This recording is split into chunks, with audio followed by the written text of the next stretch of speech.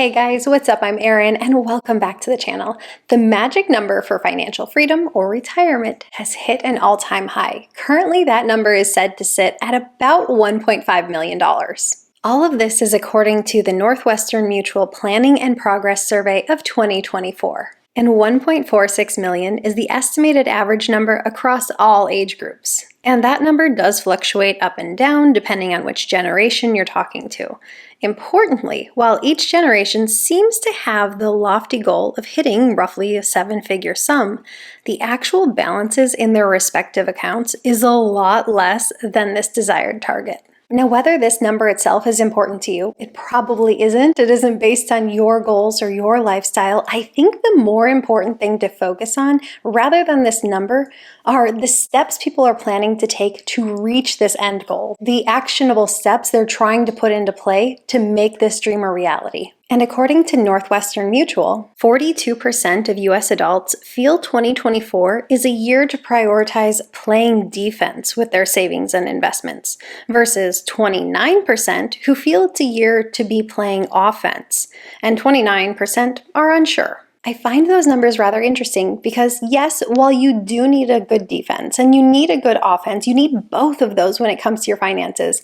But when it comes to building wealth, really a more important piece of the puzzle is your offense. But according to this study, it's really only a minority of people who are directing their attention here. If you are interested in closing the gap where you currently are and where you want to be, you really want to focus on the offense. Step 1. Offense. Offense has to come first. When you're just starting out, say you're in your 20s, the very first step you have to do is to get a job. That is to say, you have to get an income. That's offense 101. You want to get a job that has a decent income, but one that also has potential growth over time. And not all careers are created equal. Some careers have a relatively low income ceiling, others have a high income ceiling. And the lower your income ceiling or the lower your working income, the harder it is going to be for you to build wealth over time. As my brother used to tell me, you can't save your way to becoming a millionaire, which I told him he was wrong. And sure, if you want to take it literally, it is wrong, but it's not meant to be taken literally. It's meant as a more generalized meaning. Sure, you can reuse your grocery bags to line your bathroom trash bins, or you can rinse out your Ziploc bags for reuse,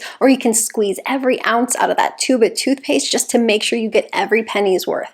But these are not going to be the things that help you reach your wealth goals. And I say this knowing full well that I do all of these things. Yes, you can become wealthy on a low income, but it's going to take a long time and it's going to take a lot of discipline. Plain and simple, it's going to be easier to save 15% of your income if you're making, say, $60,000 or $70,000 a year, as opposed to, say, $30,000 a year. If your income is around $30,000 a year, so much of your income is going towards those essentials that it's really hard to have a decent savings rate. Now, of course, in all of this, you want to make sure you're doing a job you actually enjoy. You don't want to work a job solely for the money because life is quite long, and so you want to make sure that you're doing something that brings you some level of enjoyment.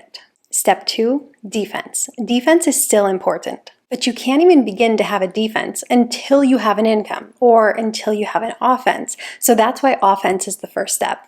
And defense is basically getting smart with your money, stopping all those bad behaviors. This is going to be things like having a solid financial plan, sticking to a budget, making sure to live within your means. Not being part of the fact that more and more people are relying more heavily on credit cards to fill the gap and driving up their monthly statements only to make partial payments. It's making sure to set aside a portion towards your emergency fund so you have that security blanket. It's making sure to carve out a portion that goes to savings and investments and your future every single month. Current savings rate in America hovers around 3 or 4%, which shows that for most, savings simply isn't a priority.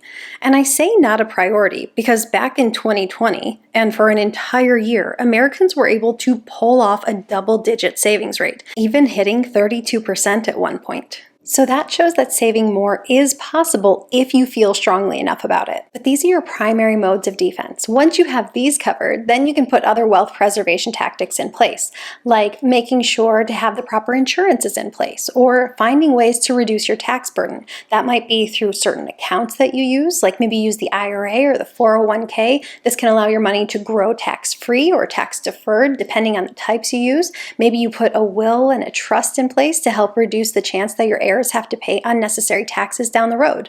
And according to the Northwestern Mutual survey, the biggest obstacle to wealth creation, to bridging this gap between what people have and where they want to get to, are inflation, the economy, lack of savings, personal debt, and healthcare costs. I like to follow the belief that you should really only focus on what's in your realm of control. So that's immediately going to eliminate inflation or the economy. You have no control there, but you do have a lot of control over your personal debt levels and your savings rate. So this is what should get the brunt of your attention, your personal economy, not those macroeconomic factors. Especially as we see more and more people saying they don't feel financially secure. Focusing on those broad economic factors isn't going to help resolve those feelings. However, if you're able to build a strong personal economy by focusing on your savings and your debt levels, that can go a long way to helping you feel financially secure. Wealth preservation tactics are important, but they become more important as you build wealth. You have to learn to manage money because no matter how much you earn, if you don't learn to manage it well,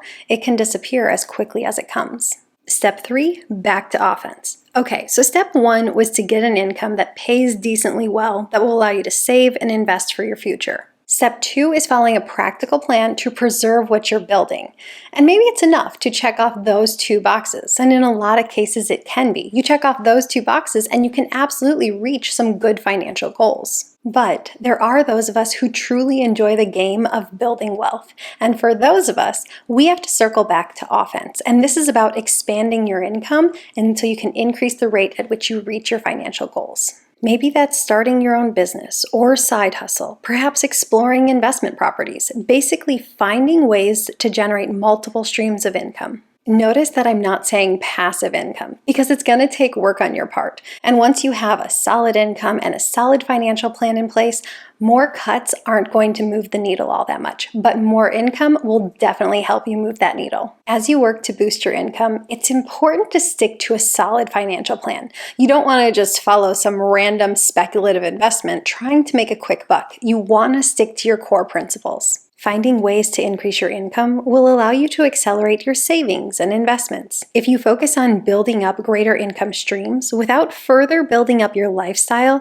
that will really allow you to supercharge your investments. I think both defense and offense are important, but if you're trying to increase your net worth and you're trying to build wealth and you're trying to decide which one you should make your primary focus this year, I think you should focus on offense. That's going to allow you to more quickly accelerate your wealth. What are your thoughts? Share them in a comment down below.